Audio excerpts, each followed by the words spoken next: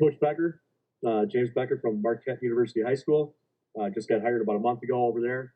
Previous to that, I was at University School in Milwaukee. You're going to see a 34 defense from me. We will pressure from time to time. I am really, really honored and kind of humbled to be asked to even be included in this. I'm hoping that I can keep the defensive side proud a little bit, and I hope Coach Mills goes kind of easy on. Coach Dustin Mills, head coach, James Becker High School. Just got the head coaching job right before COVID hit, so that was a pleasant experience for my first year as a head coach. Before that was offensive coordinator for 5 years, 4 years, something like that. He says take it easy on him, but I'm an old gap scheme guy, so there's only limited things that my brain can handle. So, you're not going to see a whole lot of third-level RPOs coming from me. So, we'll get through what we can get through here. But, no, I appreciate the opportunity. I'm really looking forward to it. I love learning, love sharing knowledge, love getting knowledge. So, great opportunity. So, I appreciate you asking me on. The jet motion, trying to force a safety rotation. Typically in our league, anytime you run a jet or any sort of quick motion like that, you're getting a safety rotation. We'll try, and then we'll run buck against the flow of that motion. Trying to get outside there with the double team to the climb from the H-back and the tackle, both guards getting out front. I had my center blocking that one technique, but what we've seen in the past is a lot of times, especially with that jet look, that one technique's going to take a step, and he's going to see a lot going on in front of him. He's going to freeze him. There's been times before we haven't even had to block him. So again, that would be based upon kind of a film scout, that sort of thing. But for the sake of this play, we would just chip him. We don't need. It doesn't need to be a great knockout block. It doesn't have to be the world's greatest block. Just get in his way, keep him from just blowing up the quarterback. So we're bucking away from the motion, but we are running a slant on that back side. In one of the things we tell our quarterback, or we told our quarterback in the past, is we're going to peek. If that freaks, if we don't get the safety rotation, okay, or we get that outside linebacker come flying up, because we've seen that before in our league, where instead of a safety rotation, they'll bring a backer up to kind of be a force defender and try and, get that sweep back up inside of him. If we get that window, Christmas as we call it, the gift, we're gonna bang that slant if it's there. A lot of factors in that. More than likely, we're running buck, but it is a look there that we like, simply because it's gives defenses something else to look at, if nothing else. So realistically, we're banging buck there. Trying to turn it more into a power sweep. That's what we prefer. We don't typically get a lot of that kick out and turn up like you do in wing T-buck. But we do tell our guards, if you get out there, man, if the guy's playing outside of you, just wash him. It's the back's responsibility to cut up. But if he wants to come up inside of you, then you better hook him and we'll get outside of you and tail back. With your X over there, that's typically what we see. That's a stud. So I'm going to leave our free safety over there. We're going to help. We're going to give him help. That allows us to bring our will off the edge. Now we're going to set an edge. So if you want to run jet that way, that's going to get smacked in the mouth. So I'm not overly concerned about that. Our nickel's going to be apex. He is a flat defender. If he's reading last man on line of scrimmage, he's going to be a flat defender. If he gets a pass look, he's playing quarters behind it. He's going to get a run read. He's screaming down. He is the force player on that side. So we're turning that back inside to our inside backers. What we should get is our Mike folding and our Sam fitting up inside in B there. I like this as a base look on first down, particularly against an H-back, because we do see a lot of either counter or something weak side. And if I'm going to get, an open edge, I'm going to try to take advantage of that. We really focus on not wasting guys in space. That's a big thing of ours. So that's what we're going to do. We're going to set two hard edges on you there. May the best man win. Essentially, you're playing some smash mouth football, gap style football, which we like. So I'd love to see it.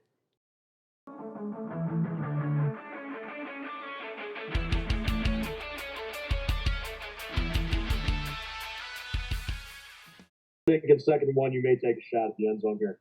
So we're going to come with pressure off to the H. Our 6 he is Denton C gap. He is going 1,000 miles an hour through C. Our nickel's going to come hard off the edge. he will peel if he does get flare. We're going to lock our corner on the H. And we'll basically bracket him with the strong safety. He's in over there for a run fit as well. We are three techniques. They're going to own B. Our nose will lag there. He isn't. I know Coach Mallard, you asked before. He is just a nose, so you're good with that. And then our Will is our edge setter, our force player on the backside. We're just going to play. We're going to read 2-1. We're going to play 2 trap in the on the twin side there. But we're hoping to get home here. We're thinking some kind of slide protection. So I think obviously not knowing you. I'm thinking a shot. You're on second and short. Is a good way to go. We're not taking a shot. We are throwing the ball. We're coming at you with a little play action. Okay. We're kind of giving you a split zone look. In that regard, we're trying to sell outside zone to the right or wide zone, depending on whether you're a Alex Gibbs guy or not. Yep. The whole intention of that is we're really trying to freeze your linebackers for, definitely 1, but hopefully 2 steps. And then, especially hold that strong safety. Fullback's coming out of the backfield. He's kind of given that stutter step, that influence step, trying to, again, freeze that Will backer for 1. It doesn't have to even be the world's greatest fake, but if he can get him to at least flat foot for a step, that he can kind of leak out behind him. We're looking at probably an 8 to 10 yard out pattern from our Y. Kind of more of a flood concept, so at least we can have a medium range there. And then X is releasing vertical. Realistically, we're not really looking at him. He's more just kind of taking the coverage with him. And a quarterback is, and this is a called play, this is not a read. He's riding that tailback fake, and then he is booting out of there because we're expecting pressure from that nub side.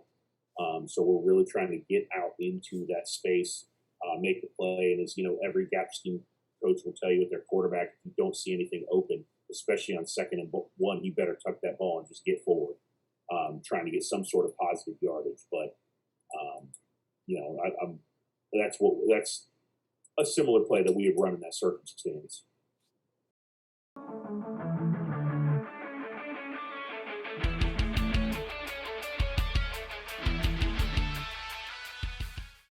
Right. So we got a post from our X. We're running a crosser from our slot there. We're looking to get somewhere between 15 to 18 yards. He's really, if we can hit him, our first down maker, especially against the too high look. The post. If you heard the thunderstorms hitting. We had some roll through here today. Oh, we'll probably get that tomorrow. We've got the backside post kind of play with that free safety. If he wants to ride low on the crosser, then we might be looking to bang that post. If he stays high on the post, we're looking for the crosser. On the wide side of the field, we've got a smash concept. We're pushing it probably a little deeper because it's 3rd and 13. We're probably telling that comeback guy, let's go, 12 to 10. We're telling that post, let's get 10 to 12 before we really angle out. We're a 4th down team, so I'm looking to play for 4th down. I'm not afraid to take that, tell our quarterback, hey, take that hitch. If it's there, take what they're going to give you, and we'll come back and we'll get after it 4th and 5, 4th and 6, especially on the plus side of the field. And then we've got the swing route from the tailback to the short side. We found that, in the spring, our best passing play was a swing route from our tailbacks. We find it hard a lot of times for those outside backers to really, if they don't stay on top of that swing route, it's usually our fastest guy or our most dynamic guy, I should say. So we can get him that ball and one-on-one. I'll take my chances. We're at the 50-yard line, so even if we throw it to him, we get a 2-yard gain. We'll short punt the ball and we'll try and bury you short yardage. But ideally we're getting that crosser or that post. On the wide side, maybe that corner route or that post route, corner, from number 2. But worst case scenario, we'll take the comeback, we'll take the swing, we'll play for 4th down and make a decision then.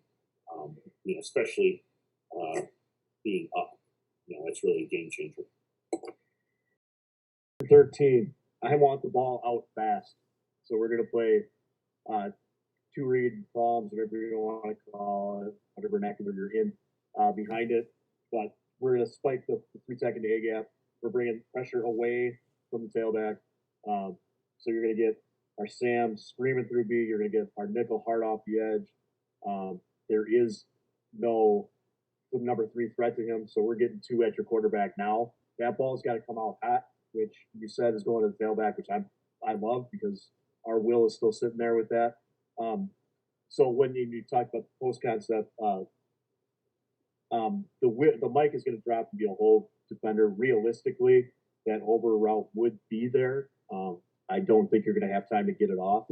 So if you come to the post, that's essentially going to be viced or doubled with the corner and the free. So if you protect it, you're going to get a first down. But we need to take chances here a little bit. I know it's the start of the fourth quarter, but I'm assuming you were going to go on 4th down if you picked up something. So I need to take a chance to try to get after you as best I can.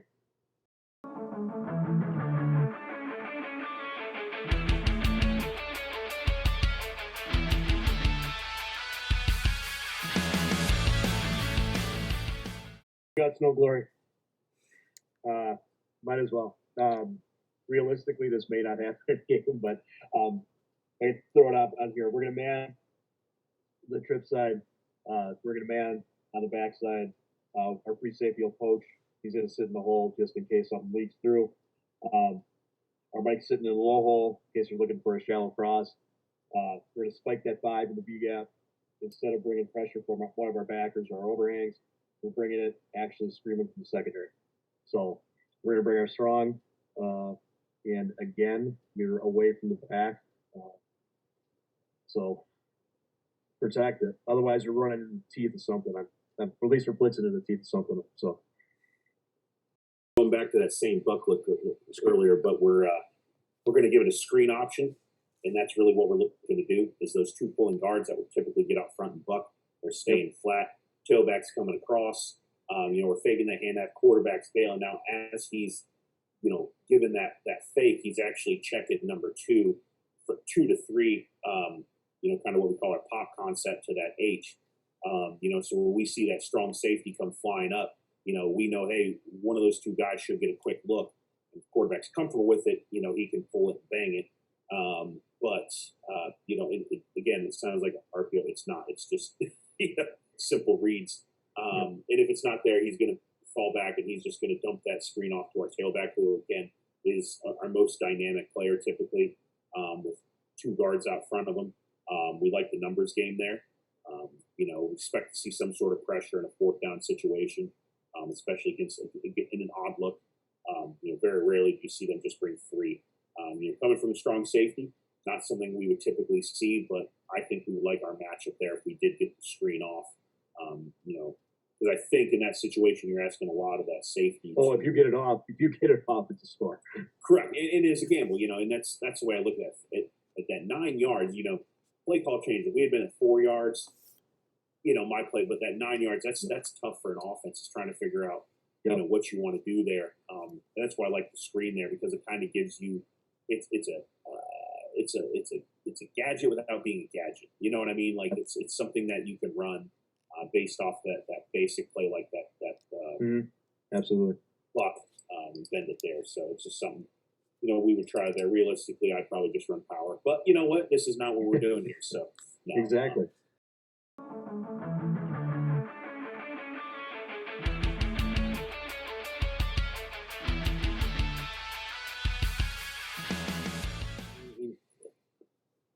Touching on offensive scheme, I don't consider, I'm by no means an expert. I'm a guy who grew up, my first 2 years of high school, I ran I formation gap scheme. Then my sophomore year, we were a single wing team. And then transferred high schools, ended up in Indiana, where my junior year, I was back to I formation. And then my senior year, I was a wing T guy.